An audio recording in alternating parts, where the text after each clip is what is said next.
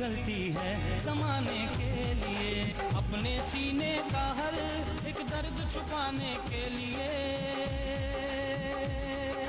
शम्मा जलती है पिघलती है ज़माने के लिए, शम्मा जलती है, शम्मा जलती है।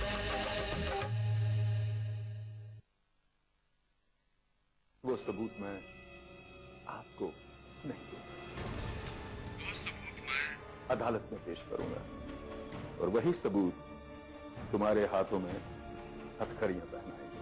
बात तो तब साबित होगी जब बात अदालत पहुंचे, मामला साबित होगा और फैसले की तारीख बनेगी और जज साहब अपना फैसला सुनाएंगे।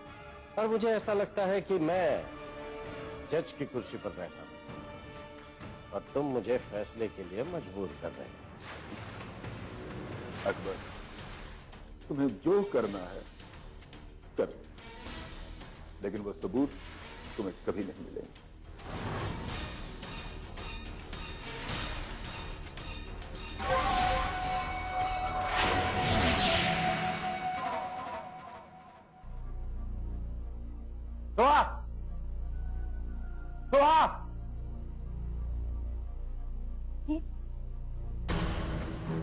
तुम मुझे देखकर इतना घबराती थी,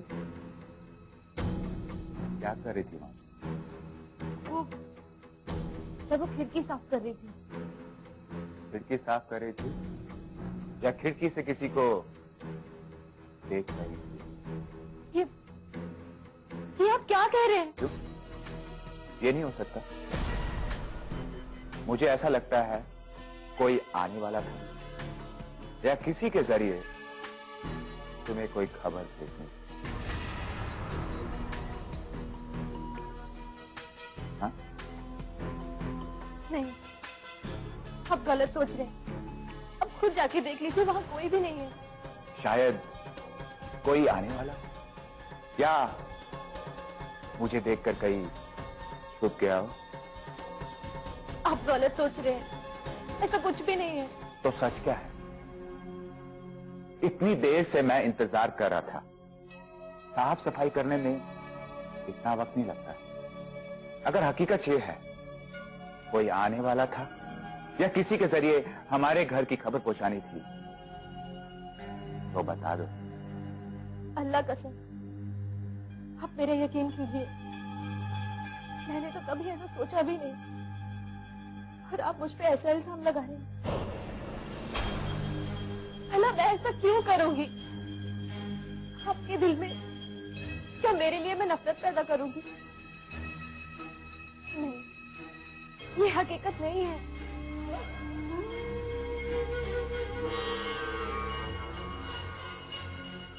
अल्लाह करे ऐसा ही, लेकिन मुझे समझ में नहीं आता, कैसी लड़की हो तुम और कैसी सोच है तुम्हारी? जाओ, अम्मी तुम्हारा किचन में इंतजार कर रही है। किचन का सारा काम पड़ा है, जाओ।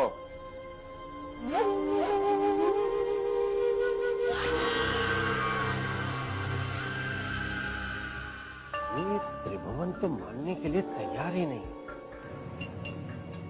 कोई बात नहीं, लेकिन मैं इसे तोड़ कर रहूंगा।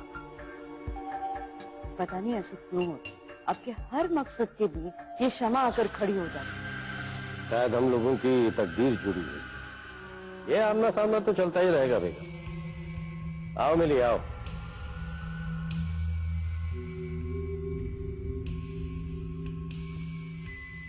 दुर्गा देवी के घर की बर्बादी का तमाशा एक तुम ही हो, जिसे देखना भी है और देखकर मुझे बताना भी है। खैर बताओ, क्या खबर है? मैंने आपको बताया तो था, गौतमी और ऋषि अपनी शादी का मुहूर्त निकालने गए थे। ओह, तब 2 दिनों को मिलाने का काम भी आप कर रहे हैं? किसका मिलन होगा और किसकी जुदाई, ये तो वक्त ही बताएगा बेगम। खैर तुम बताओ।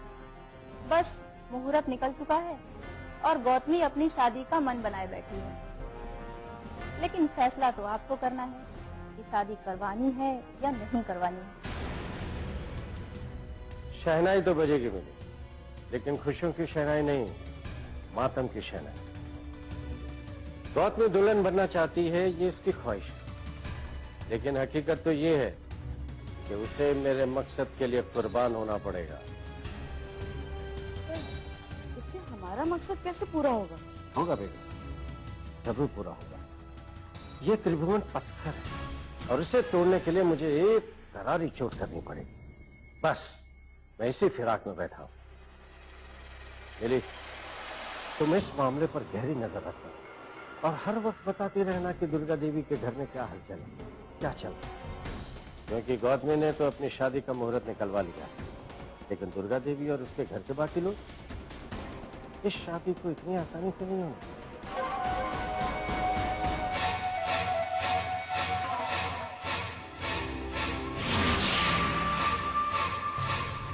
देखिए जीजा जी, उस गौतमी ने हमें जलाने के लिए जानबूझकर ये भेजा है। इसी सप्तमी को उसने शादी का मुहूर्त निकलवाया है। देख रहा हूं अनुपमा, देख रहा हूं। गौतमी ने बहुत ही सोच समझकर यह सारा खेल खेला। उसी गुमान में है कि हमारे हाथ बंध चुके हैं, हम चाहकर भी कुछ नहीं कर सकते। जीजा जी, हमें कुछ भी करके ये शादी रोकनी होगी। अनुपमा, तुम्हारे साथ साथ इस घर का हर सदस्य यही चाहता है कि यह शादी ना हो, लेकिन मुझे लगता है कि इस शादी को रोकने की सारी गुंजाइश खत्म हो चुकी है। हम चाहकर भी कुछ नहीं कर पाए। क्या हो गया जीजा जी आपको? वहाँ पर दीदी कमरे में हताश बैठी है और आप ऐसी बातें कर रहे हैं। करूं तो क्या करूं अनुपमा, मुझे कोई रास्ता दिखाई नहीं दे रहा। क्षमा जलती है, पिघलती है के लिए। क्या हो गया जीजा जी आपको? वहाँ पर दीदी कमरे में हताश बैठी है और आप ऐसी बातें कर रहे हैं। करूं तो क्या करूं अनुपमा, मुझे कोई रास्ता दिखाई नहीं दे रहा। अगर तुम्हारे पास कोई रास्ता हो तो मुझे बताओ, मैं उसे फॉलो कर लूंगा। अनुपमा, इस शादी को रोकने का बस एक ही रास्ता है और वो है पल्लवी। पल्लवी को ही सामने आना होगा, पल्लवी को ही पुलिस कंप्लेंट करनी होगी। लेकिन पल्लवी इस तरह से फंस चुकी है कि वो चाहकर भी पुलिस कंप्लेंट नहीं कर सकती। कर सकती है जीजा जी। अगर डर की वजह से पल्लवी ने पुलिस के सामने ये कह दिया कि गौतमी ऋषि की पत्नी है, तो क्या इससे ये बात साबित हो गई? नहीं, बल्कि ये बात तो अब भी हमारे पक्ष में है। वो कैसे? देखिए जीजा जी, पुलिस की जानकारी में ये बात तो है ना कि गौतमी ऋषि की पत्नी है। तो फिर हम शादी के वक्त इंस्पेक्टर को वहां ले जाएंगे। जब गौतमी और ऋषि की शादी होते हुए देखेंगे तो इंस्पेक्टर साहब सवाल तो जरूर करेंगे कि जब तुम दोनों पहले से ही पति पत्नी हो तो फिर ये शादी क्यों ये शादी का नाटक कर रहे हो? और तब हम इंस्पेक्टर को बताएंगे कि गौतमी ने कैसे मजबूर किया है पल्लवी को झूठ बोलने के लिए, कैसे इस पूरे घर को अपने खौफ से काबू में करके रखा है। जीजा जी, कुछ भी करके हमें ये शादी रोकनी होगी, क्योंकि अगर ये शादी हो गई तो बात हमारी हाथ से निकल जाएगी। कुछ भी करके हमें इस शादी को रोकना होगा।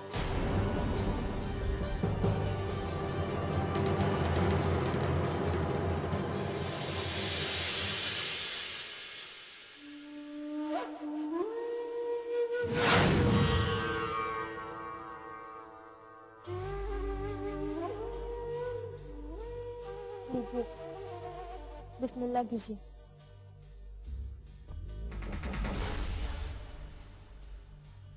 बैठो।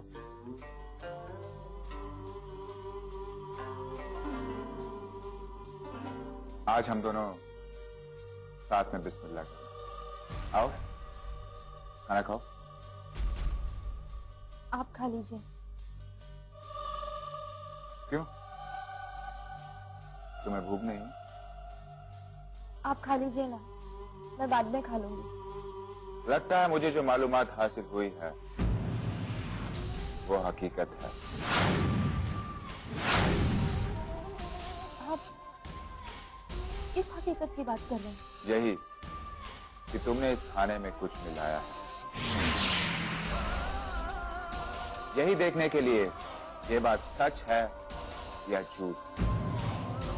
मैंने तुम्हें खाना खाने के लिए कहा और तुमने इनकार करके ये साबित कर दिया कि ये बात सच है।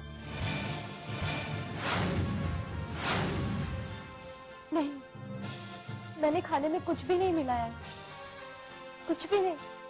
आप मेरा यकीन कीजिए। यकीन करने के लिए तो खाना खाने के लिए कह रहा था,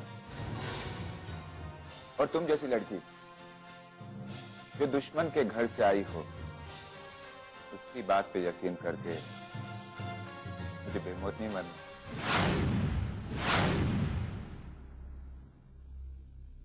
अब आपको यकीन दिलाने के लिए मैं क्या करूं? आपने एक बार कहा था कि शौहर किसे कहते हैं मुझे नहीं मालूम, लेकिन अब तो ऐसा लगता है शरीके हयात किसे कहते हैं शायद आपको नहीं मालूम। वो सब मुझे नहीं मालूम। मैंने कहा खाना खाओ तो मतलब खाना खाओ।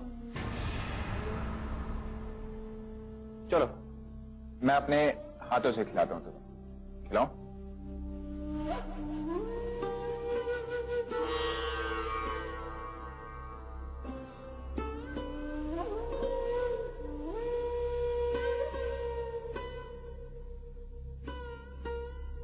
खाना खाओ।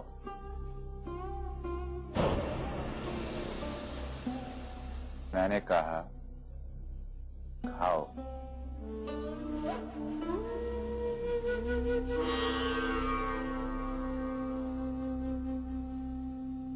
गुड।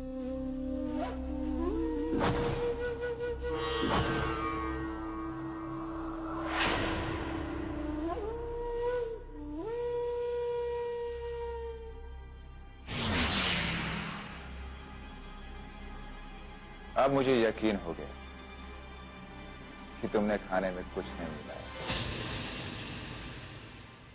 अरे ये लाइट कैसे चलेगी?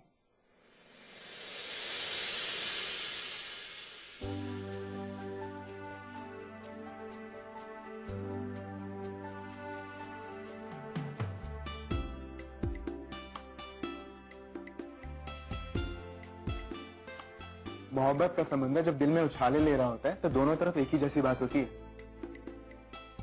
जैसे मैं पहले तुम्हें खिलाने का सोच रहा था और तुम मुझे। दरअसल ये कुछ नहीं, आपकी शरारत है। हम जो कुछ भी करना चाहते हैं आप पहले ही समझ जाते हैं और खुद भी वैसा ही करते हैं, लेकिन ये ठीक नहीं है। दरअसल ये बातें मेरे दिल तक तुम ही तो पहुंचाती हो, और मुझे ऐसा लगता है कि जैसे तुम मुझसे कहने जा रही हो कि मैं ऐसा करने वाली हूँ, उससे पहले तुम करके दिखाओ। थोड़ी देर पहले मुझे ऐसा लगा कि पहला निवाला तुम खुद नहीं खाओगी, तुम मुझे खिलाओगी, तो मुझे भी पहला निवाला तुम्हें खिलाना चाहिए ना।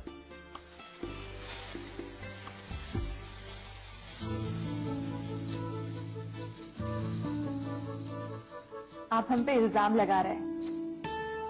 दरअसल हमारे दिल में रहते रहते आप हमारे दिल की बात पढ़ना सीख गए, लेकिन ये ठीक नहीं है। लीजिए खाना खाइए।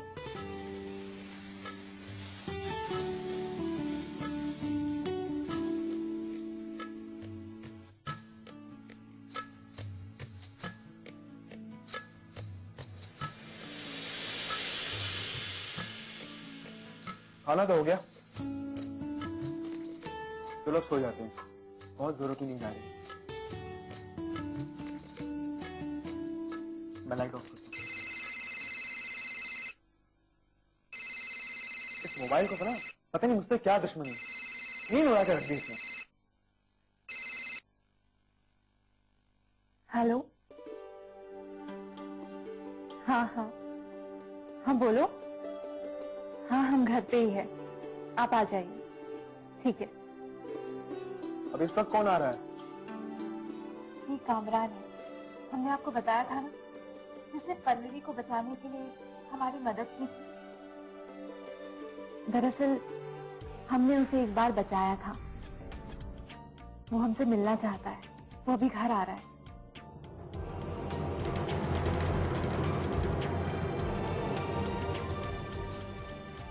क्षमा जलती है पिघलती है समाने के लिए, पिघलती है समाने के लिए। आइए, ये हमारे शौहर है अल्तमश। अस्सलाम वालेकुम भाईजान। वालेकुम सलाम। बैठिए।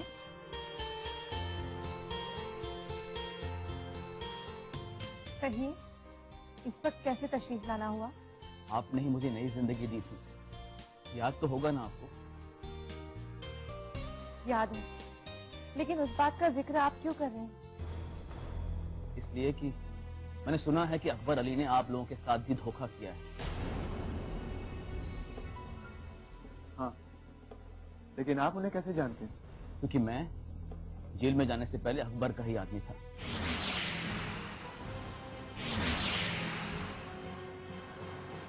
दरअसल मैं उसके लिए ही काम करता था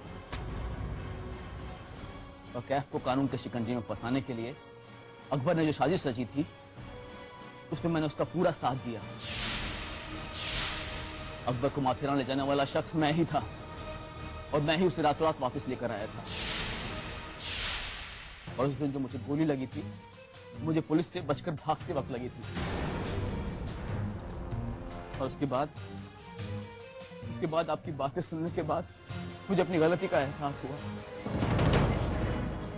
और उसी दिन मैंने कसम खाई कि आज के बाद से मैं गलत काम कभी नहीं करूंगा। और फिर मैंने अपने आप को पुलिस के हवाले कर दिया। और उसके बाद जेल में जाने के बाद भी मैंने अकबर के खिलाफ एक लफ्ज भी नहीं बोला। और अकबर मुझसे जेल में मिलने भी आया था।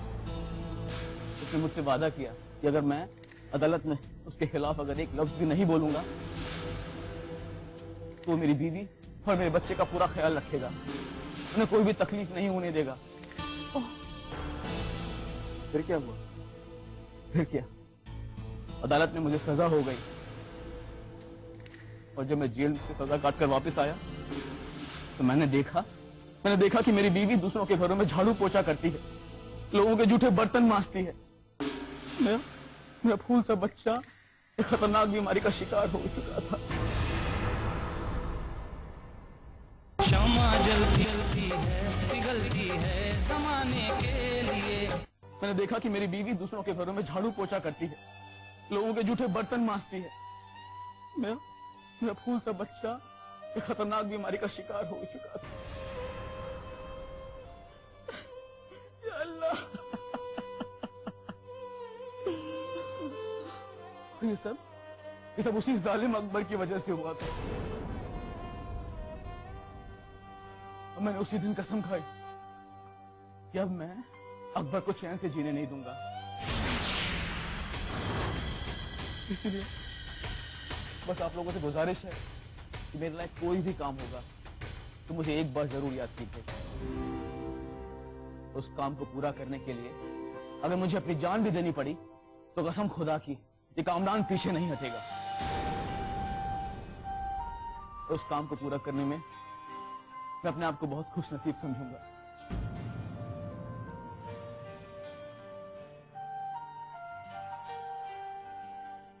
अब मैं चलता हूं, अपना ख्याल रखिएगा।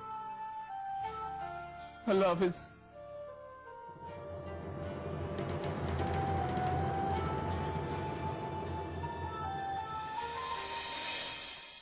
ऋषि, मैंने मम्मी जी के पास भी वो मुहूर्त का पेपर भिजवा दिया है। अब सबको पता लग जाना चाहिए कि आज से 3 दिन के बाद मेरी और तुम्हारी शादी है। अब तुम किस सोच में बैठे हो ऋषि? मैं सोच रहा हूँ कि शादी की तैयारियां तो हो गई, तुमने पल्लवी को एहसास भी दिला दिया है तो शायद वो अपनी जबान ना खुले। लेकिन क्या? मुझे नहीं लगता कि माँ और पापा खामोश रहेंगे, और ऊपर से ये मौसी भी है, ये इन दोनों को जरूर भड़काएगी। देखो ऋषि, इन सब की फिक्र करके मैं अपनी खुशियों का गला नहीं घोट सकती। और वैसे भी मैंने घर में सभी को बोल दिया है कि अगर उन्हें इस घर की इज्जत प्यारी है तो उन्हें मेरी इज्जत करनी होगी और इस घर की बहू के रूप में मुझे स्वीकार करना होगा। गौतमी, एक बात बताओ, जब पुलिस इस घर में पूछताछ करने आई थी तो क्या तुमने सारी जानकारी दी थी?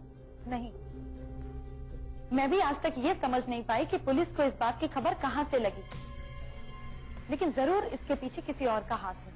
हाँ गौतमी, किसी ना किसी का हाथ तो जरूर रहा होगा, वरना इन सब बातों को छुपाकर रखने की कोशिश की जाती है। लेकिन कोई भी बात छिपाने से नहीं छिपती, बल्कि ये बातें छुपाने से और बाहर आती। और तुम्हें तो पता ही है कि पल्लवी पहले भी अकबर के इशारों पर चला करती थी। हो सकता है कि पल्लवी अकबर से मिली हो और अकबर ने ही पुलिस को यहाँ पर भेजा। लेकिन इससे हमें क्या, नुकसान तो पल्लवी का ही हुआ है, हमारा कोई नुकसान नहीं हुआ। और अब तुम कुछ मत सोचो, ये सोचो कि शादी में किसको किसको बुलाना है। गौतमी, किसको भी बुलाना सवाल खड़े करने वाली बात होगी। हमें शादी करनी है, हम शादी करेंगे, हमें कोई दिखावा नहीं करना, मुझे किसी को नहीं बुलाना। और वैसे भी तुम्हारा इस शहर में कौन है